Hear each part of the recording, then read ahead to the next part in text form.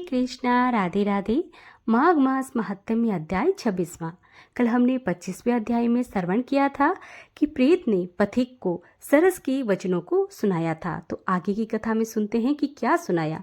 पथिक कहने लगा, हे प्रेत, तुमने सारस के किस प्रकार के वचनों को सुने थे, सो कृपया करके कहिए। प्रेत कहने लगा कि इस वन में कुहरा नाम की नदी पर्वत से निकलती है। मैं घूमता घूमता उस नदी के किनारे पहुंचा और थकावट दूर करने के लिए वहां पर ठहर गया। उसी समय लाल मुख वाले तथा तीखे दांतों वाला एक बड़ा बंदर वृक्ष से उतरकर जल्दी से वहां पर आया जहां पर एक सारस सोया हुआ था। उस चंचल बंदर ने कई पक्षियों को देखकर भयभीत सोए हुए सारस को दृढ़ता से पैरों से पकड़ लिया। तो सब पक्षी तो उड़कर चले गए, परंतु सारसी भयभीत होकर विलाप करती हुई वहीं पर रुक गई।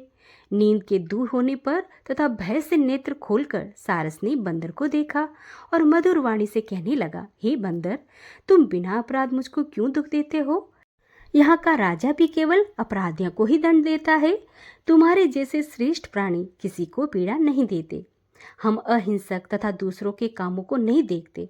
जल के काई को खाने वाले, आकाश में उड़ने वाले, वन में रहने वाले, अपनी स्त्री से प्रेम करने वाले, दूसरों की स्त्री को त्यागने वाले, दूसरों की बुराई से दूर रहने वाले, चोरी न करने वाले, बुरों की संगति से वर्जित, किसी को कष्ट न देने वाले। सो इस प्रकार मुझ निरपराधी को हे बंदर छोड़ दो। मैं तुम्हारे जन्म के सब वृतांत जानता हूँ। यह वचन सुनकर बंदर उसको छोड़कर दूर बैठ गया और कहने लगा, तुम मेरे पूर्व जन्म का वृतांत कैसे जानते हो? तुम अज्ञानी पक्षी हो और मैं वन में घूमने वाला। सारस कहने लगा, मैं अपनी जाति की स्मृति के बल से तुम्हारे पूर्व जन्म का सब वृतांत जानता हूँ। तुम पूर्व जन्म में विंध्य पर्वत के राजा थे और मैं तुम्हारे कुल का पूज्य राजपुरोहित था। तुम राजा होकर अपनी प्रजा को पीड़ा दिया करते थे। विवेकहीन तुमने बहुत सा धन इकट्ठा किया। सो हे वानर, प्रजा की पीड़ा रूपी अग्नि की ज्वाला तो तुम पहले ही तप चुके हो। पहले तुम कुंभीपाक नरक में गिरे गए। तुम्हारे शरीर को नरक में 3000 वर्ष बीत गए। फिर नरक से निकलकर बचे हुए पापों के कारण इस बंदर की योनि में आए हो। मुझको मारना चाहते हो? पूर्व जन्म में तुमने ब्राह्मण के बाग से लूटकर बलपूर्वक फल खाए थे। उसका यह भयंकर फल हुआ कि तुम वानर और वनवासी हो गए। प्राणी अवश्य में अपने किए हुए कर्मों को भोगता है। इसको देवता भी हटा नहीं सकते। इस प्रकार मैं सरस की जन्म लेकर भी अज्ञान से मोहित नहीं हुआ। इतनी कथा सुनकर वानर कहने लगा कि यदि ठीक से जानते हो तो बताओ, तुम पक्षी कैसे हुए? सारस कहने लगा कि मेरी दुर्गति का कारण भी सुन लो। तुमने नर्मदा नदी के किनारे पर सूर्य ग्रहण के समय बहुत से ब्राह्मणों को निमित्त 100 ढेर अन्न के दान दिए थे। मैंने पुरोहिताई के मद से थोड़ा सा ब्राह्मणों को दान दिया और बाकी सब में खुद हरण करके ले गया। इन ब्राह्मणों के द्रव्य का अपहरण करने से पाप से मैं पहले कालशूत्र नरक में गया, फिर रक्त कुर्मुद नरक में, जहाँ पर बड़े बड़े कीड़े थे और रक्त के पीप से भरा हुआ, नाभि तक नीचे सिर और ऊपर पैर किए हुए, पीप चाटता हुआ उस दुर्गंध वाले नरक में कीड़ों आदि से काटा जाकर 3000 वर्ष तक उस यातना को भोगता रहा।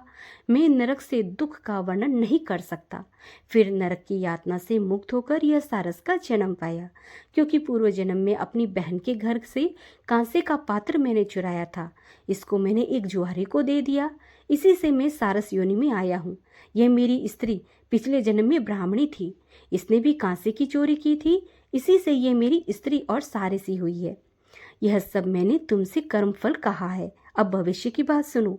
अब मैं, तुम और यह मेरी स्त्री, हम तीनों हंस होंगे और कामरूप देश के सुख और में निवास करेंगे। फिर इसके पश्चात गो योनि में जाकर फिर दुर्लभ मनुष्य योनि को प्राप्त होंगे। मनुष्य पाप और पुण्य दोनों ही कर सकता है। इस प्रकार शिव की माया से यह सारा जगत मोह को प्राप्त होता है।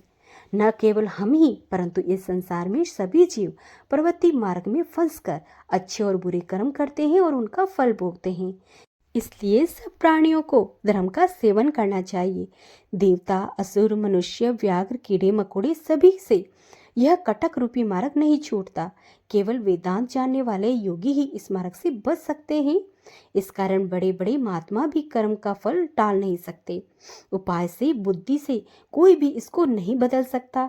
तुम ही पहले राजा थे, फिर नरक में गए और अब बंदर की योनि में वन वन फिरते रहे हो और फिर भी ऐसा ही जन्म पाओगे। ऐसा विचार कर आनंद पूर्वक और धैर्य धर विचारते हुए काल की प्रतीक्षा करो। तब वानर ने कहा कि पहले जन्म में मैं तुम्हारी पूजा करता था और अब तुम मुझको प्रणाम करते हो। तुम जाति के स्मरण से मेरे पूर्व जन्म का वृतांत को जानते हो, सो आनंद पूर्वक रहो। तुम्हारा कल्याण हो। तुम्हारे वचनों को सुनकर मैं मोह रहित होकर वन में विचरूंगा। प्रेत कहने लगा कि हे पथिक, मैंने नदी के तट पर बंदर और सारस का संवाद सुना। तब मुझको बोध हुआ कि मोह और शोक का नाश हुआ। तो भक्तों, यहाँ पर 26वें अध्याय का समापन होता है। कल हम श्रवण करेंगे 27वां अध्याय। श्री कृष्ण गोविंदे हरे मुरारी, हे नाथी नारायण वासुदेवा।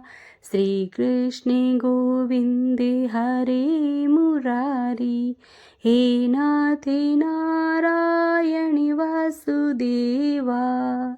कृष्णाय वासुदेवाय हरिये परमात्मने प्रणत क्लेशनाशाय गोविंदाय नमो नमः।